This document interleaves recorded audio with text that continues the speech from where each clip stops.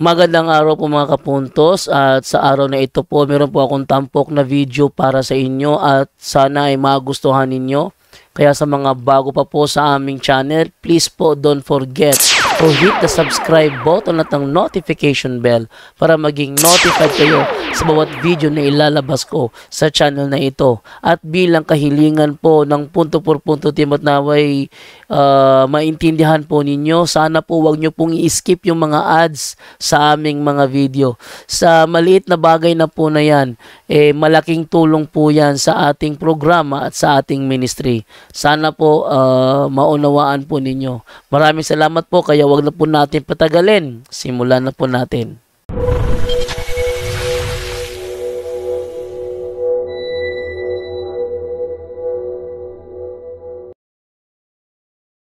Okay, thank you sa iyong tanungan, Brother Roland. So, move naman ako ngayon sa next naman na magtatanong, si Erwin Cortez. Erwin Cortez, good evening. Hello po, good evening po mga kapuntos. Yes, good evening sa iyo, bro. Bro, matanong ko lang bro, yung isahin ko na lang yung lahat ng tanong ko. Yung pangaroling po bro, ay biblical po ba yun? Then yung pangalawa kong tanong, hindi ba tayo nagkakasala pag hindi tayo nagbigay sa nangangaroling? And then pangatlo ko pong tanong, alamin po ba natin kung dapat bigyan or hindi? Kasi may nakita ako bro na hindi Katolik pero nangangaroling. Ano po kaya ang dapat gawin doon bro? Ang ganda ng tanong. Okay, at ibigay kay Brother Junre. Brother Junre, available ka? Yes, bro. Ikaw sumagot ng ano yung unang tanong, Brother Erwin? Yung pangangaroling po bro, ay biblical ba yun po bro? Biblical ba daw ang pangangaroling? Well, kung hinahanap mo yung talagang nangangaroling sila nung nakakarang panahon, hindi yun biblical. No, hindi naman mali bro, kahit hindi wala sa Biblia, hindi tama, no? Pakibasa nga muna yung ano bro dyan do? Ang Colossus 3:16-17. Colossus 3. 16-17. Okay, ito muna basahin sinasabi sa Colossus 3:16-17. Ito sabi, ang salita ni Kristo'y hayaan ninyong lubusang manatili sa inyong puso.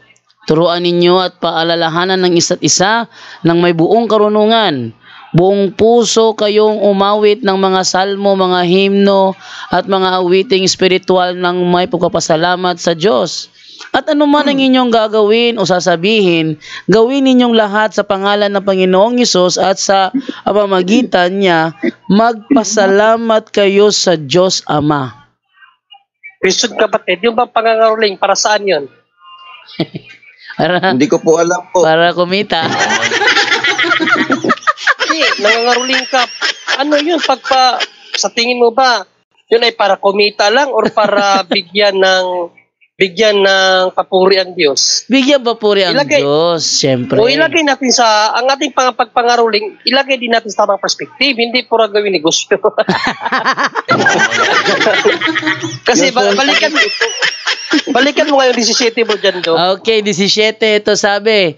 At anuman ang inyong gagawin, o gaya ng pangangaroling, o sasabihin, gawin ninyong lahat sa pangalan ng Panginoong Hesus at magitan niya ay magpasalamat kayo sa Diyos Ama. O yun. Diba? Biyaya yan, yung pagpangaroling, biyaya din yan. At kasi kahit paano, yung mga nangangaroling dahil sa pagpapuri nila sa Diyos, kumikita sila. Kaya nagpapasalamat sila sa Diyos. So no need na dapat makita talaga natin ang mga Kristiyano nangaroling. Hindi ganon. Lahat ng inyong gagawin, gawin ninyo sa pangalan ng Panginoon at nasa ganon, magpasalamat kayo sa Diyos. Diba? Kapag nabigyan kayo ng pera dahil sa pagpupuri nyo sa Diyos, sa pag-awit ng karoling, diba masaya kayo, nagpapuri kayo sa Diyos? Ang masaklap dyan, kapag hindi nabigyan, kakantahan naman ang babarat ninyo. Huwag ganun. Hindi yun para sa Diyos. Dapat palaging para sa Diyos ang gagawin natin. No, kung hindi man tayo mabigyan ng pera, hindi. Kasi hindi naman natin mapiplease ang lahat na nagpapuri ka sa Diyos, kaya na kailangan nilang bigyan yung papuri mo. Kaya kailangan din nila maunawaan ano yung ginagawa mo sa kanila. Yun ay pagpupuri sa Diyos. No? So, kung hindi nila naunawaan, huwag kang magalit. Huwag nating bigyan ng negative reaction yung pagbabarat nila. Okay, so no need na natin kailangan basahin, bro, na may Okay po. caroling.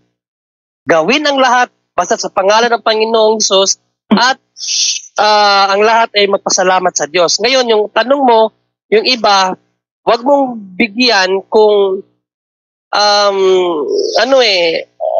ano kasi yung intention ba, unang-una bro, sila, hindi sila naniniwala sa Pasko. Opo. Sa yan. So, ano yung intention nila? Pangwarta. Di ba? Basahin mo ngayong unang Juan Jes Brujando?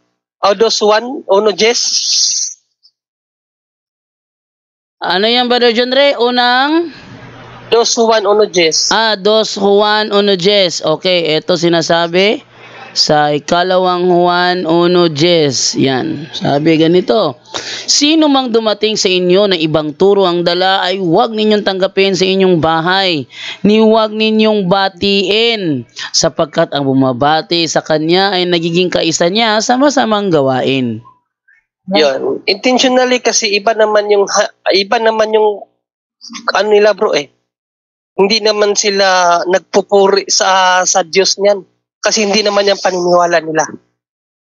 But do it in respect pa rin, no, na sabihin mo na lang na kahit sabihin mo na lang na sa kabilang bahay na lang po, ganun.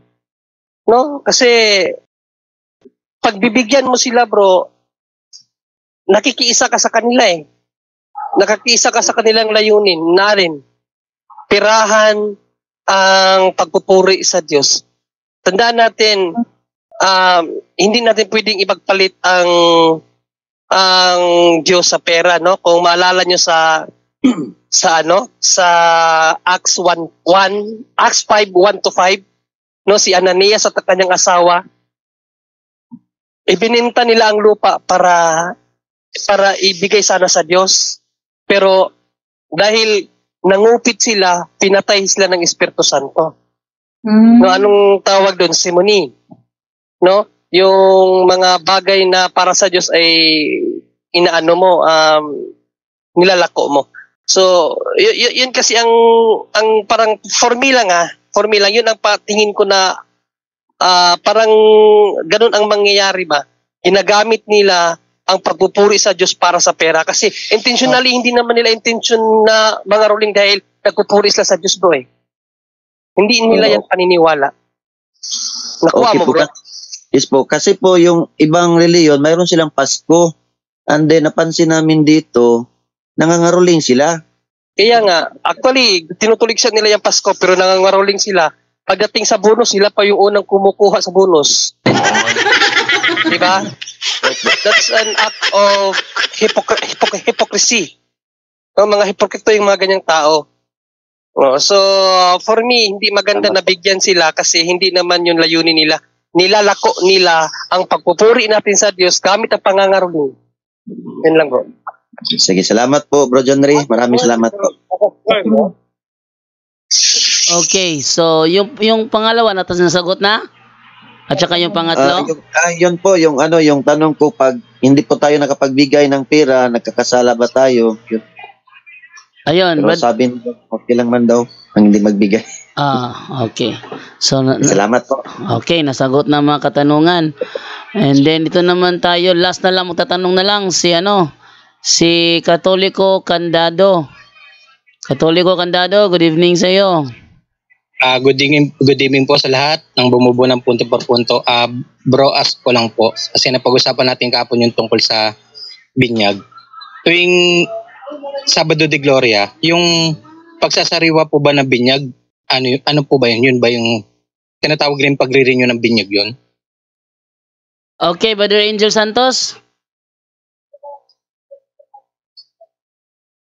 Okay, yes po. Parts ng church tradition natin yan, yung tuwing Sabado de Gloria, yung para renewal of vows o renewal of baptism. So kasama po yan sa turo ng simbahan, kapatid. Kaya ginagawa yan pag Sabado. Ang follow-up question ko po ba dyan, pag every time nagre-renew po ba tayo ng binyag, natatanggap po ba ulit natin ang sanctifying grace natin? Yes, kasi di ba, tapos babasbasan tayo ng mga kaparian o minsan pa kasama yung pare mag-iikot. So yes, kasama yun kapatid, kasi talagang di ba sumasagot tayo, do you reject Satan, di ba, mga ganon-ganon. Of course, lahat po ng tatandaan natin sa simbahan, no, pagka nag-celebrate ng mass si Father, hindi na siya yon. So in the presence of Jesus Christ na yun, si Jesus na yung nag-aano doon, nagbabaptize sa atin din. So renewal, pati ang may renewal of vows din yan eh, yung mga di ba pagka Holy Thursday may renewal of vows sila. So lahat yun may sanctifying grace doon kapatid, may grasya doon. Lahat ng ginagawa ng simbahan may katumbas na grasya galing kay Lord kapatid, lahat po yun. Bali, isa po nga, ibig sabihin po, mas maganda po yung every time na ganyan atin tayo ng Sabado de Gloria, kasi mas maganda pa para sa kumpisal, kasi naibabalik sa atin yung sanctifying grace natin. Yes, they're both sacraments, di ba? So baptism and sacraments of baptisms and sacrament of reconciliations are both sacraments, and they were both instituted by Jesus Christ. Tinuro yan at sinabi sa mga apostol. So bautismoan niyo sila, no, sa lahat ng So yes, kasama po yan kapatid, and church traditions may renewal tayo. Kagaya rin ng confession. Para ka rin naguhugas din sa mga kasalanan mo, tapos para kang, alam mo yun, nadudumihan ka, and then maghuhugas ka na naman. So ganun din ang baptism natin, at least every once a year at least. So nagre-renew tayo, no? So church tradition na po yan. So nare-renew ba? Nalilinis yung kasalanan? Yes, kasi yan, baptism, renewal of baptism yun kapatid. So pag sinabi naman ng simbahan hindi tayo makakatutol doon. Lagi may sanctifying grace doon kapatid. At yun, nagpapatawad ng kasalanan. Yes, kasi imagine mo, nababaptize ka uli. No? So para sa mga kasalanan nating nagawa din, dahil adult ka na, mas maganda siya na umaten. Yes, maganda yung naisip mo, attend ba na tayo ng Sabado de Gloria? Yes, mas maganda yun kasi nandun yung renewal of baptism kapatid. Salamat bro, kasi biglang isip ko talagang mas napakahalaga pala ng renewal po natin of baptism, kasi natin ay babalik sa ating sanctifying grace na which is ang passes natin papunta sa langit. Maraming salamat at nasagot yung katanungan ko. Thank you po, maraming po salamat. Yun lang po. Salamat po sa Diyos. Okay, thank you, no. So dito lang tayo sa ang pinakalas si Brother Mario Granada. Okay. Brother Mario Granada. Bro Janlo, narinig mo ako? Yes, narinig ka, bro. Okay, tungkol ito sa caroling. Dito sa amin, usubol, ang nangangaroling, hindi Roman Catholic. Alam ko, hindi Roman Catholic. Kasi musubol, mga kansilay, mga badyaw. Mga badyaw. Alam namin na... Oo. Pero alam namin na ang pagpangaroling nila, kahit hindi nga December, nagkakaroling sila sa akin dito eh. Binibigyan ko dahil alam ko na nangangailangan sila para wala silang pambili ng bigas. Mali ba yun? Mali ba daw yun? Okay, at ibigay sa pagsagot kay Brother Angel, mali ba daw yun? Okay, tandaan po natin yung pag-ibig kasi sa kapwa, nandun, di naman siya nagsabi hindi naman nagsabi si Jesus na sabing ibigin mo ang Diyos at ibigin mo ang kapwa. So hindi naman sinabing ibigin mo lang ang Katoliko, no? So basta your intention is to feed them or to give them help para dun sa wala tayong nakikita mali doon, kapatid, no? Tapos, siyempre, ang mga yan, hindi na. Basta, kagaya na sinabi natin, ang bawal kasi tandaan po natin, ang bawal po ng simbahan is yung, yun, yung may magkakaroli na ibang sekta kasi tinutulungan natin sila mag-spread ng mga heresy teaching, pag-atake. Canon 1374. So, bawal yon na sa mga tao, sa mga ibang sekta na sinusuportahan mo yung church nila. Pero, yung pong pagtulong, no?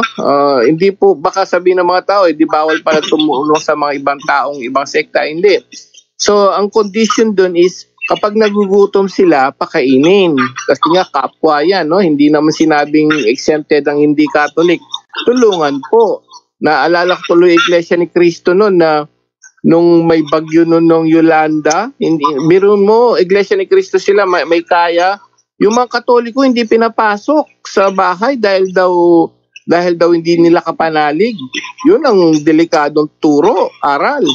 Biro mo, Yolanda, may gustong pumasok dun sa malaking bahay, dahil Iglesia ni Cristo yung may malaking bahay, ayaw papasukin dahil hindi sila miyembro. Ay naku, delikado yun, yung mga aral na ganun.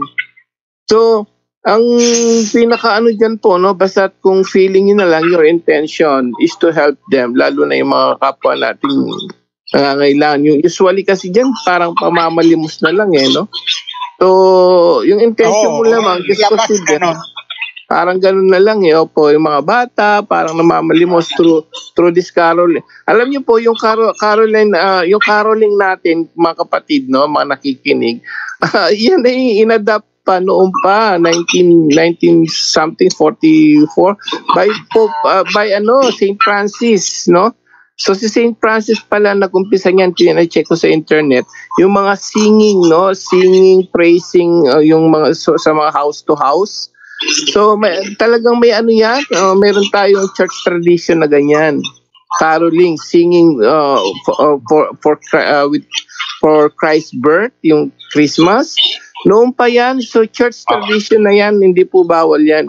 Ngayon, yung bigyan nyo sila, hindi po bawal. Ang problema dito, yung ibang sekta, kasi bawal nga silang tulungan na pero kung pamamalimos lang ng ibang sekta, tulungan na, sabi nga ni Lord, tulungan ng mga nangangailangan. Hindi naman sinabing pero para dun sa iglesia nila, yung mga nasa jeep o nasa bus, mga born again, ay wag yung tanggapin yun, mga nangangaral, di ba?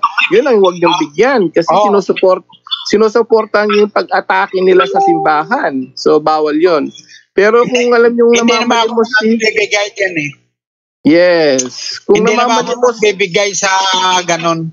Yes po. Yung lang sa akin, yung kasi kahit hindi December, maraming badyaw na dumadaan dito na nangangaroling.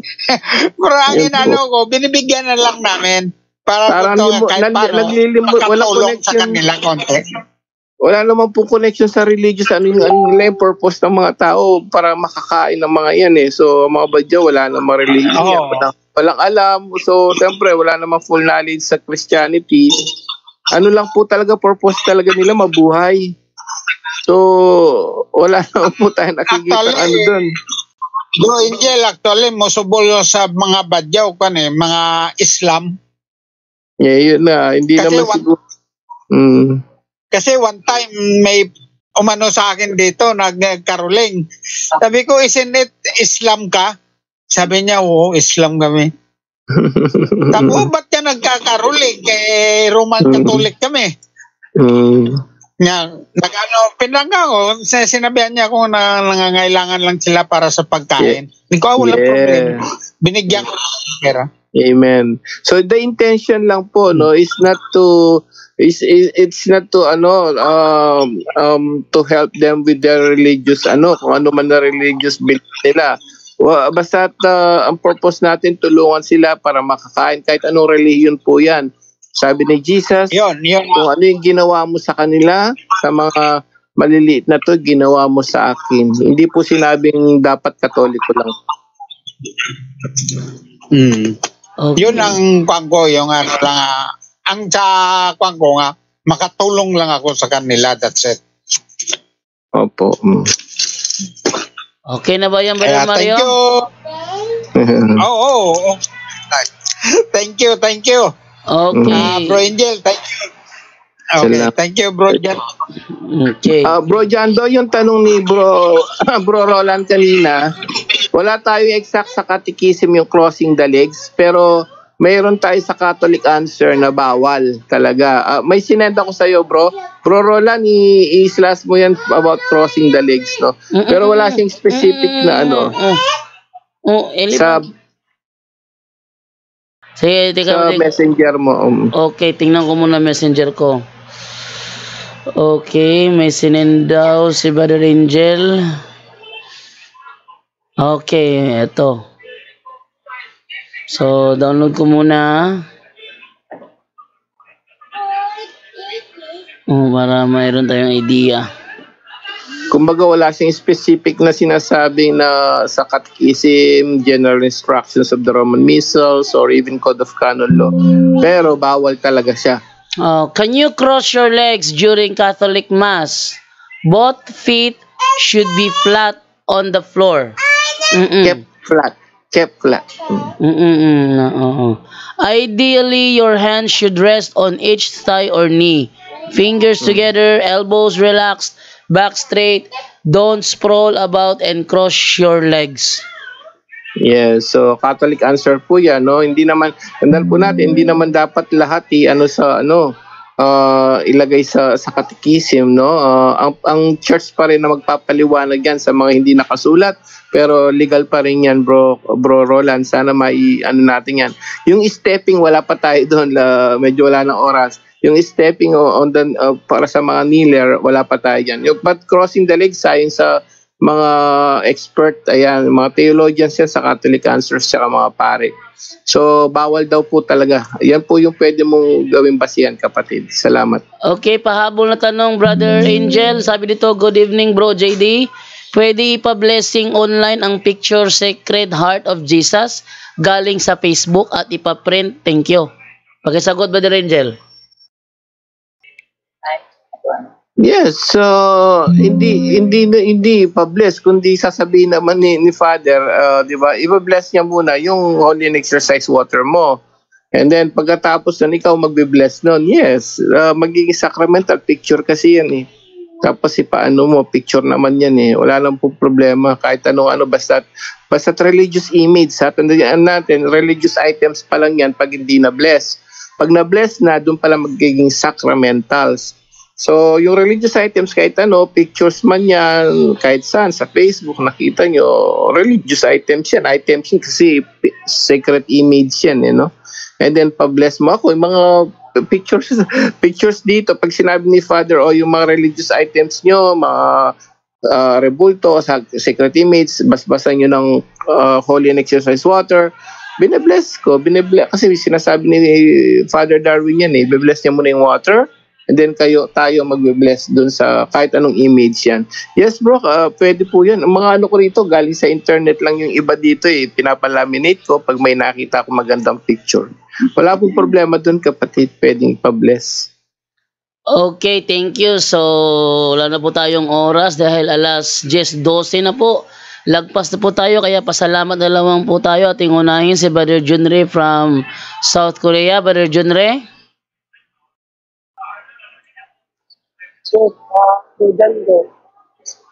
So, salamat po mga kapuntos sa inyo pong pagsubaybay at pagtangkilik sa programang ito, no, at sa tiwala na inyong binibigay.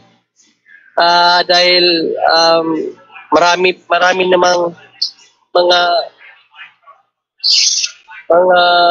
ibang katoliko din na mas magaling pa sa amin, pero mas natangkilik nyo kami, kaya nagpapasalamat po kami ng marami.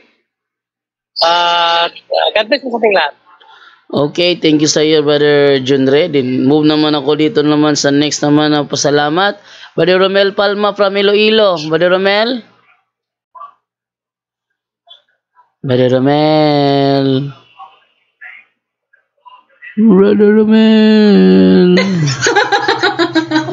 Wala din na ito makarinig. Okay, Brother Tata Rosal from Uzami City. Brother Tata. Brother. Wala talaga. Nagtundo ng anak yun. Okay, ito na lang tayo ngayon kay Brother Angel Santos. Brother Angel Santos. Yes, purihin ang Diyos. Salamat po sa Diyos. No? Sa kanya lahat ng kapurihan, pasasalamat at natapos na naman tayo ngayong gabi. Ayun, si Romel Palma daw ngayon. Ayun. Tawagin mo si Romel Palma. Brother Romel. Brother Romel. Nag-text siya, nasa labas pala. Ngayon, nasa labas ako. Nasa labas pala. Nauna yung ngayon. Sige, yung text niya. Ikaw na Brother Angel. Yung text niya nakita ko ngayon, maya sinunod niya, ay, ngayon, nasa labas ako. Anyway, salamat po sa Diyos na marami naman po tayong natutunan. Sana na-bless kayo at yun nga, no, lagi sinasabi natin Panginoon sa Kristo, marami pang, congratulations po sa atin lahat sa punto por punto, 160K. Grabe, no?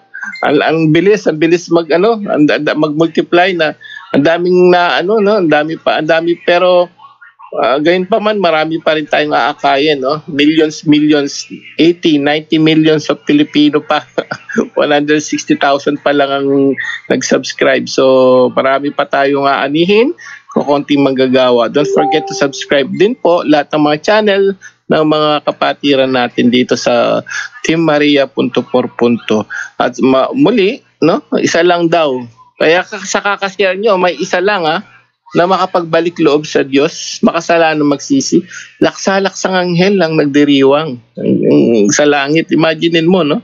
Isa lang daw. Imaginein mo kung libo-libo pa mapakonvert natin, lalo na sa tunay na simbahan. So tuloy-tuloy lang share, and share. Abay, malaking pagpapala kay Lord ang matatanggap natin. At yung ebanghelyo naman, no, muli pabaon natin bago matulog o bago magtrabaho. Ang sabi natin Panginoon Jesucristo, tandaan mo, paalala, no? Hindi lahat ng Panginoon tumatawag sa akin mapasok sa langit, kundi sumusunod. Yung keyword doon, sumusunod. Tanong, sumusunod ka ba sa mga naririnig mo rito na utos ni Jesus? No? Pag nilayan natin, sumusunod ba talaga ako? Lalo na yung mga live-in pa yan, lalo na yung mga civil pa yan, lalo na yung ang dami mga kasalanan na dapat nating baguhin at yung mga dapat nating gawin, no? Corporal works of mercy, tumutulong ka na ba? So pag-isipan po natin yun, no? Hindi lahat ng tumatawag. So that means mahigpit talaga, dapat daw sumunod tayo. So yun lang po, naway marami po tayong natutunan ngayong gabing ito. To God be the glory. Salamat po. Back to you, Bro Jando, and good night everyone. Okay, thank you sa lahat sa inyong mga sumubaybay. Sana po bukas kita-kiss po ulit tayo at baka bago ko po makalimutan, bukas pala ay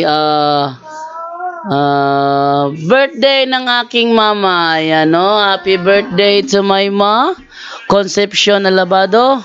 Ayan, yung nasa gitna. Ayan ang aking mama, no? So, pinapakilala ko sa inyo, yan ang mama ko. Okay, so ang ganda, no? Parang artista, parang kamukha mo. Kamukhang kamukha ko. Kain ka. Sa aking mama na nanonood ngayon dyan sa Cebu, Liloan, Cebu, happy birthday to you, ma, and for tomorrow, happy birthday. Ako muna mauna mag-greet ngayon. Baka kasi mamayang madaling araw, mag-uunahan yung mga kapatid ko. Buti na lang ngayon ako, unahin ko na. Okay, thank you. Paalala natin pala bukas, Immaculate Conception po. Okay lang po, good news. Pwede tayong kumain ng karne muna bukas. Tapos, dapat pagsimba, holiday of obligation, mortal sin pag hindi ka nagsimba. Lalo na alam mo na mortal sin ang hindi magsimba sa holiday of obligation, no? At gayon, so pwede na tayo kumain. Ako rin, first time, baka kumain na ako ng karne muna bukas. So, don't forget to go to Mass po Any day of publication. Yun lang po, maraming salamat. God bless us all.